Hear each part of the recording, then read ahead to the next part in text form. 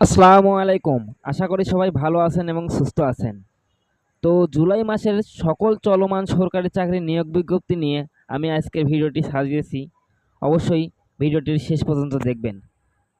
চলমান সকল সরকারি চাকরির নিয়োগ বিজ্ঞপ্তির তালিকা ২০২৪। চলমান সরকারি চাকরির খবর ২০২৪ প্রকাশ করেছে বিভিন্ন সরকারি প্রতিষ্ঠান। অনেকে সরকারি চাকরি খুঁজে কিন্তু পায় না। এজন্য আপনাদের সুবিধার্থে আবেদনের শেষ তারিখ, শিক্ষাগত যোগ্যতা, পদ সংখ্যা এগুলো নিয়ে আলোচনা করব নিচে।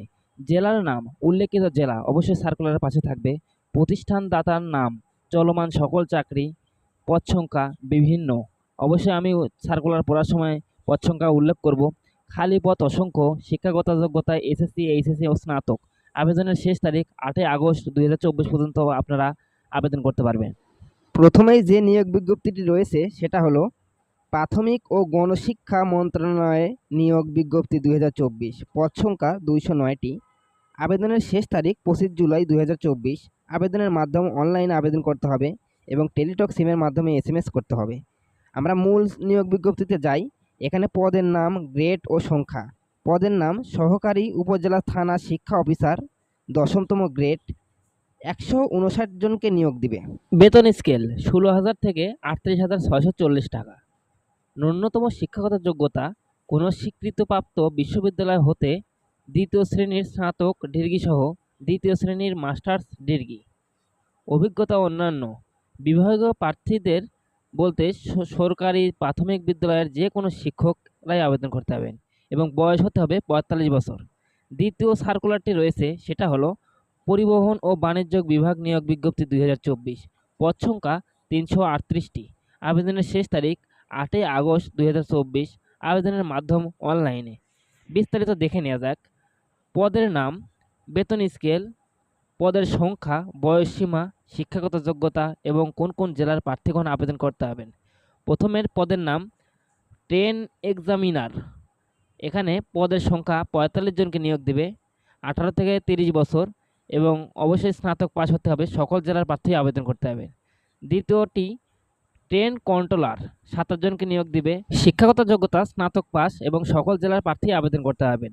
৩ নম্বর পদটি ট্রাফিক অ্যাপ্রেন্টিস, ১৮ জনকে নিয়োগ দেবে। এটাও স্নাতক পাস হতে হবে এবং সকল জেলার প্রার্থী আবেদন করতে হবেন। বয়স ১৮ থেকে ৩০ বছর।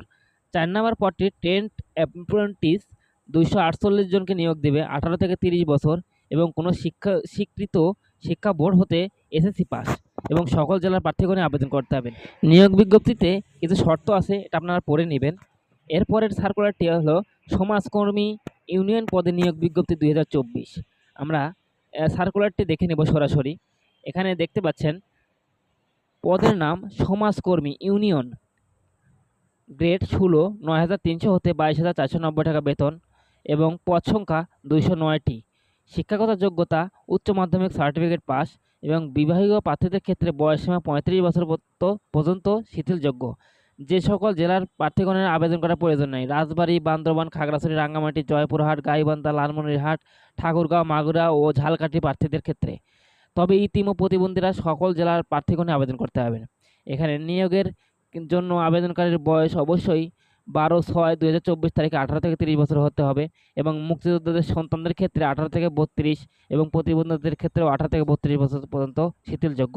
এরপরে কৃষি তথ্য সার্ভিস নিয়োগ বিজ্ঞপ্তি ২০২৪। পদ সংখ্যা ১০টি। আবেদনের শেষ তারিখ ৪ জুলাই ২০২৪। আমরা মূল সার্কুলারটিতে চলে যাব। এখানে দেখতে পাচ্ছেন